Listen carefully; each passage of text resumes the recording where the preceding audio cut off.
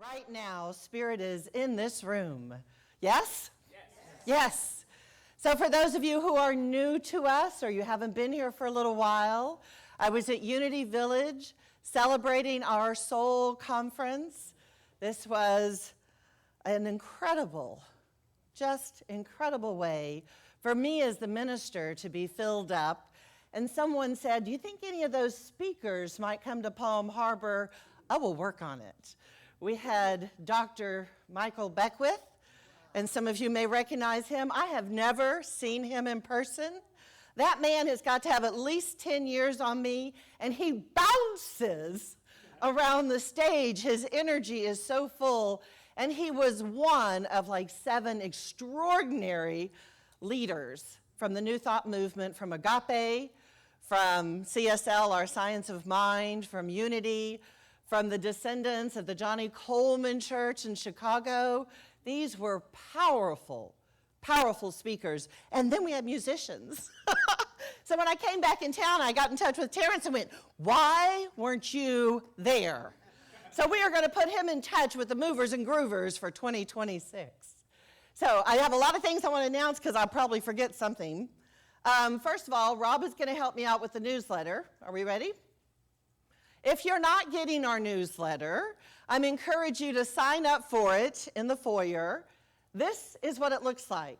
It tells you a little bit about our service on Sunday. It tells you what activities we have going on. It tells you what our children are doing.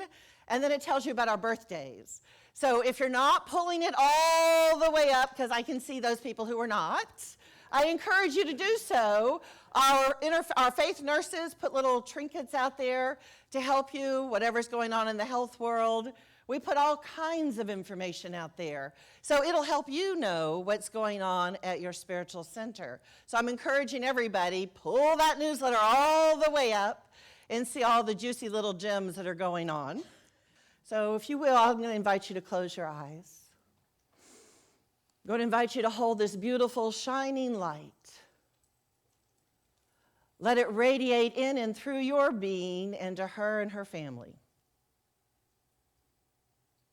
They just celebrated 31 years of marriage.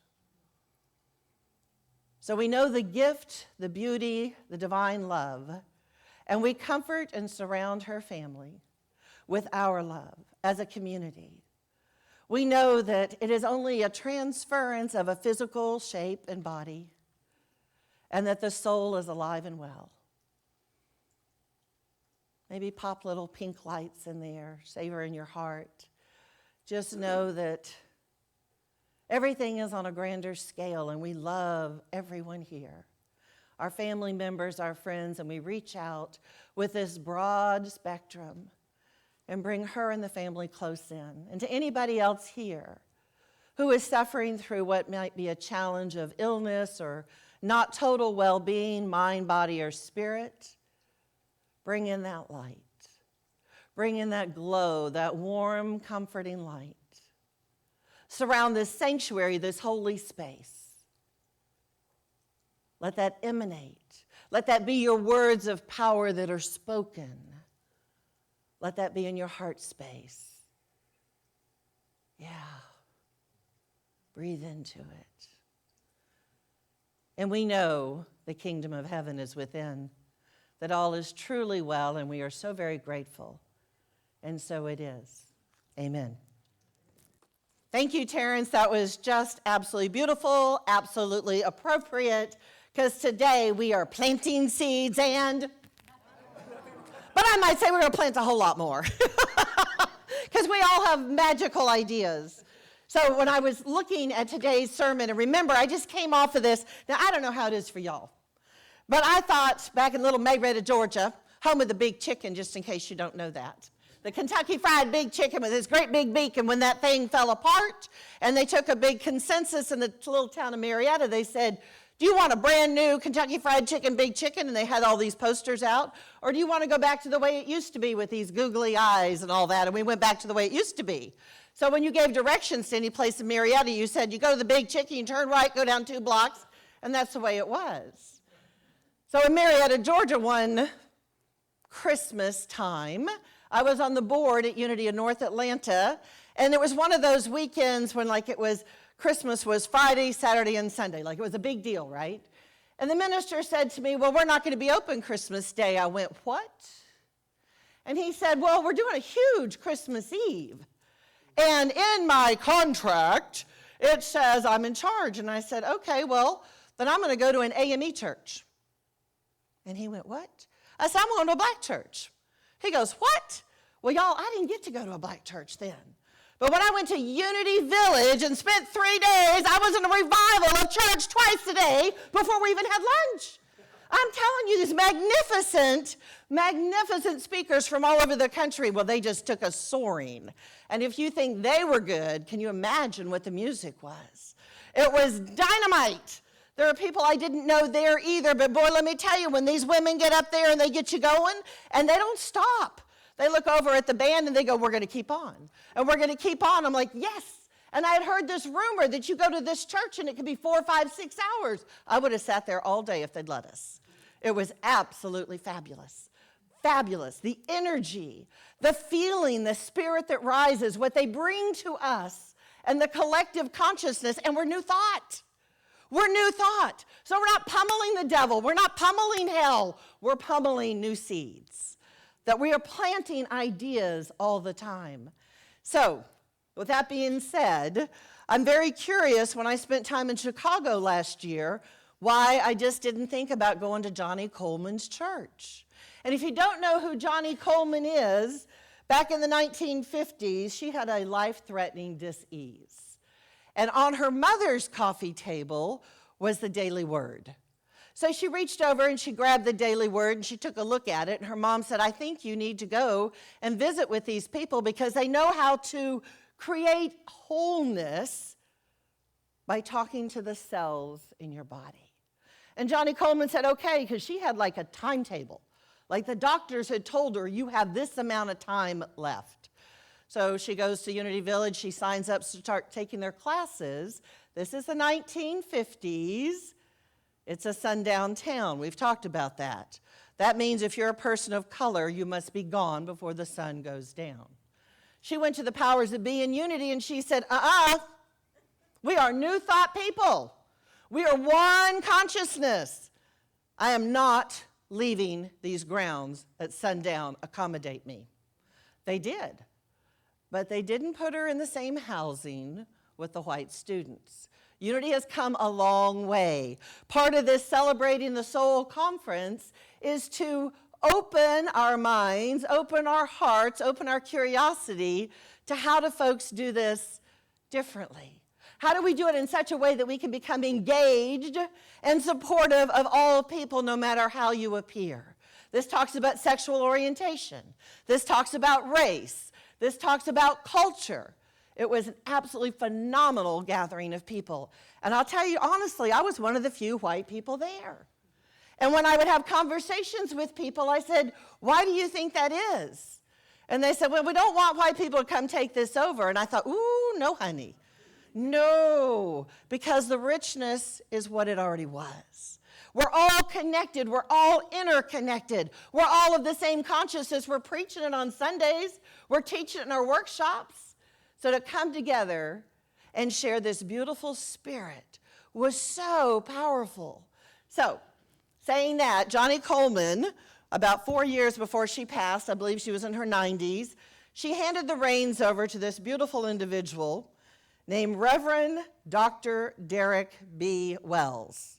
Now, I'd never heard of him. Any of y'all heard of him? Didn't know anything about him, but he got up on the stage, and I thought it was rather interesting. I told you that Michael Beckwith was all over the stage in big presence, but this one came up to the stage, and he kind of kept his eyes down. And I thought, oh, my homiletics teacher wouldn't be good with that one either. And then he started to talk to us. And as he talked and he talked and he got more in the rhythm of his talk, he lifted up to invite all of us in. And I thought, what does the great Creator, that we might call God, source, energy, what is its purpose, if not to create more? When we say, what does the universal flow want to do? if not flow more. So as we are designed to be social creatures, and we are designed to be in community, that means we interact with each other. We say like energy attracts. And whether we think it's positive or negative, we're going to get more of it, because that's what the universe does. So he brought to us the parable of the sower and the seed. So get ready. If y'all haven't read the Bible in a while, you know we're going to get some of it. This is found in the Gospel of Matthew. You know, the one where the sower goes out to sow. Some of the seeds fall along a path. The birds devoured them. Others fell on rocky ground because there was not enough soil to hold on to them. So when the sun came out, they were scorched and withered away. Other seeds fell upon thorns and were choked out. And then others fell on the good soil. What do you think the good soil is? Us. And brought forth 100-fold worth of grain. Reverend Wells said this: the universal flow of energy does not give to need, but to seed. Does not give to need, but to seed. And I thought, what does that mean? If the universe doesn't give to need, but wants to flow evermore, and we are the seeds through our thoughts, through what we want to create, that beautiful flow that wants to do more and more, then we call in what we already understand to be true. So when we use our imagination, such as this building next door that we've been talking about for 2 years, I had to really examine, at some point, we are going to open our minds and pocketbooks and create a little more prosperity around that building, but not for need. So if I were to ask you today, what would you like to see creatively flowing in that new building, what might you answer? Classrooms for our children, for our adults. How about joy and laughter and gatherings and crock-pot suppers and did I say crock-pot? How about crock-pot? You can putt if you want to. But what do we want to do over there? We want community. We want gatherings. We want beautiful speakers. We're going to do things like the children are gathering here in September to watch a movie. We want more of that. So we're going to concentrate for the new building on what we want to create in there versus exactly how we're going to get there. And I say that because our job is to set the intention. Now, you can't just sit on your couch and wait for that to be fruitful and multiply, because you have to move in the direction of your intention, and you also have to get out of the way for Spirit to show up in a way that we may have never imagined, in a way that we may never have imagined. So when we first think about these seeds, the sower and the seed, if the seed is spread out amongst the thorns, that might be that we have an idea, whether it's that building or something personally, and there are people around you who say, that ain't going to happen. We don't do that in our family. Why do you think you're smart enough to make that happen? Why do you think you're good enough, asked Simone Biles, to get that to happen? After last year or 2 years ago when she said, I need to take a mental health break. And people came down on her and they judged her, and this year she kicked some fanny and went to the gold again and again and again. So we need to honor that part of ourselves, that connection to the divinity within that says take a break. It says care for yourself. Put yourself above all others. Last night I was in downtown Clearwater with my daughter. She had her birthday in July, and she said, I want to get tickets to the Samoan author who is going around the country and talking mostly to young women in their 20s and early 30s about empowering them to make decisions for themselves that are good, strong, and healthy. Now, in doing this, the way she got famous, on TikTok during the pandemic, she got on there. Do y'all remember Howard Stearns? Any women in the room that he used to drive you crazy because of things he said? Maybe there's some men in the room about the way he talked about women, because I did not want to give him the time of day.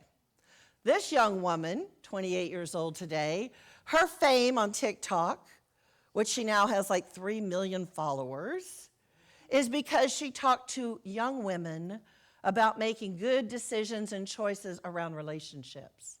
So in doing that, there's kind of that not so fun part where she's talking about the men in the relationships or the damaged part in the relationships. But what I got from her last night, being one of the elders in the audience, was that she is trying to tell young women to stand up for themselves, and it is okay.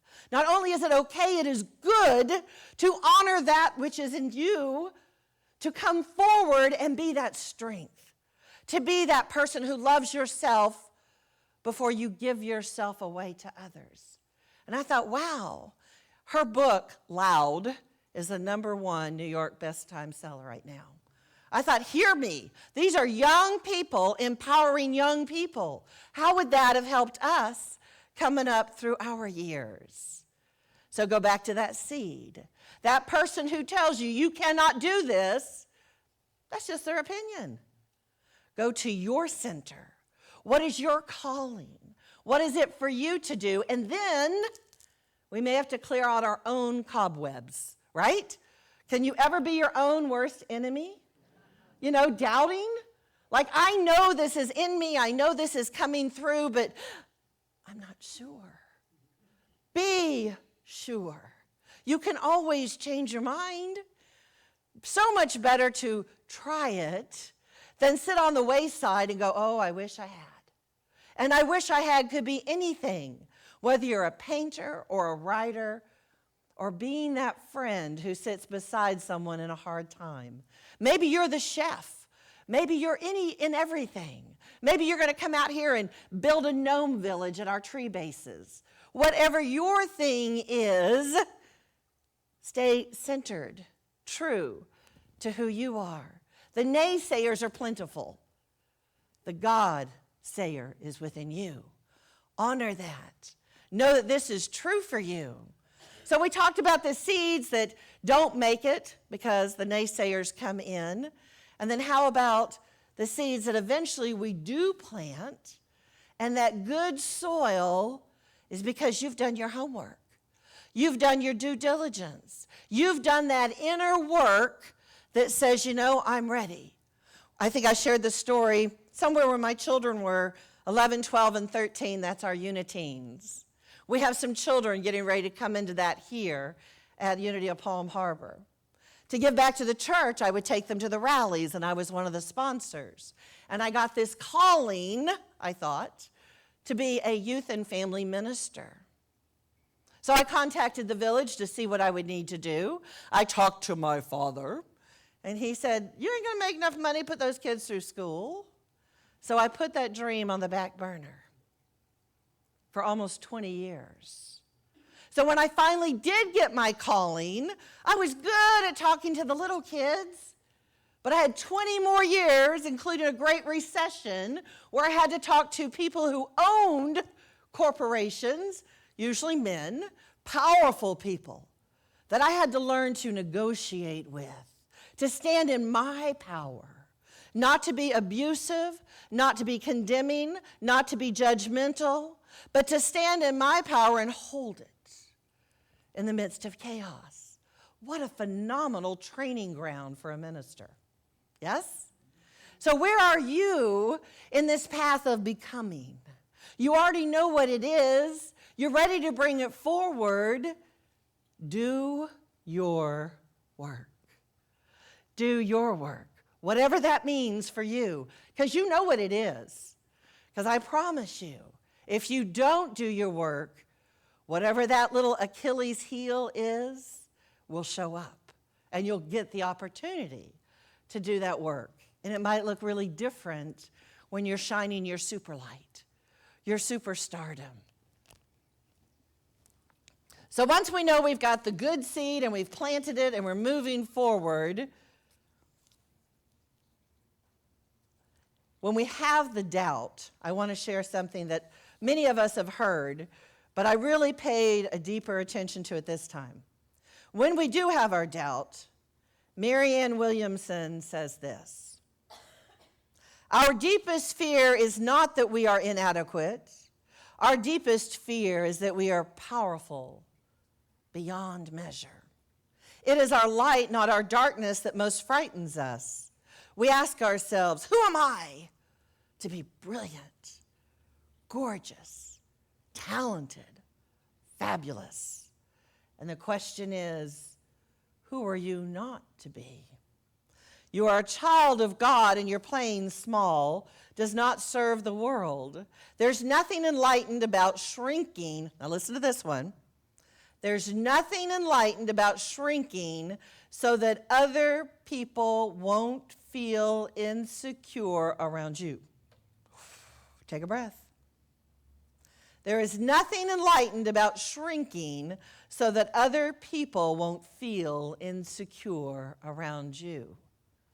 That takes courage. To stand in your truth, to be who you already are, because some of us like to be peacemakers, and we want to keep everything okay. And if you stand and be who you are, you might rattle some cages, and maybe some cages need to be rattled. We are all meant to shine, she said, as children do. We are all meant to shine. Say it with me. We are all meant to shine. So we were born to make manifest, she says, the glory of God that is within. We call it our divine inheritance. It's not just in some of us, she says. It's in every one of us. And as we let our own light shine, we unconsciously give other people to do the same. Have you seen that happen? That you have the courage to come out and say something, and maybe it's an uncomfortable conversation, but you need to stand up for something true for you. And then have you ever had crickets? And you're like, but I know I needed to say this. And then somebody else says, I feel the same way. Or I've had that experience. Or I'm so glad, even if it's after the talk, you said something, because that really touched me. We give permission when we stand in our own courage. As we are liberated from our own fear, our presence automatically liberates others. As we are liberated from our own fear, our presence automatically liberates others. So we are free to plant our seeds. We are free to express our own divinity. What I do believe, as we begin to move forward, whether it's our personal journey or the collective consciousness for our country, for our planet, for our building, for our community, we must first take care of what is given to us here, now, present, before we are able to expand and move into the next generation of whatever it is.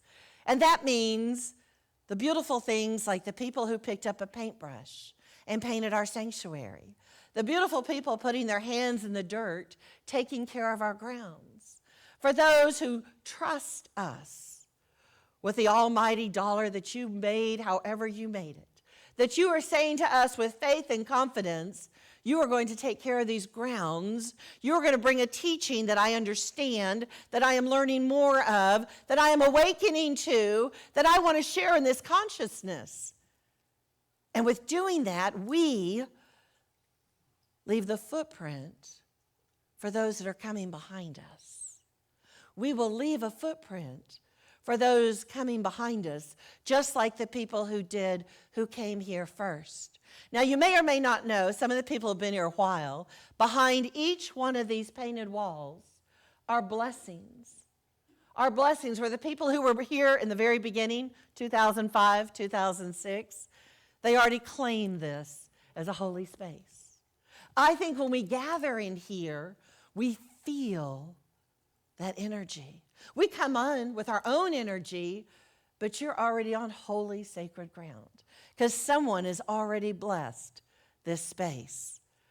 Do you feel it?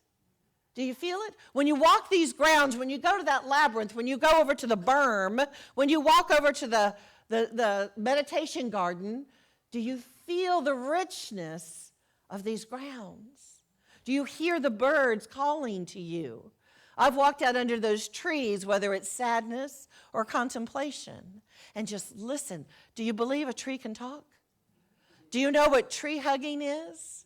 Do you know what bathing of the trees are? That you go in your silence, you stand at the base of it, and you let it breathe into you. That you are healed, whole, manifested in your own belief system, your own centeredness, so that as we move forward in the collective consciousness, we are already strong. We are already centered. We are already balanced.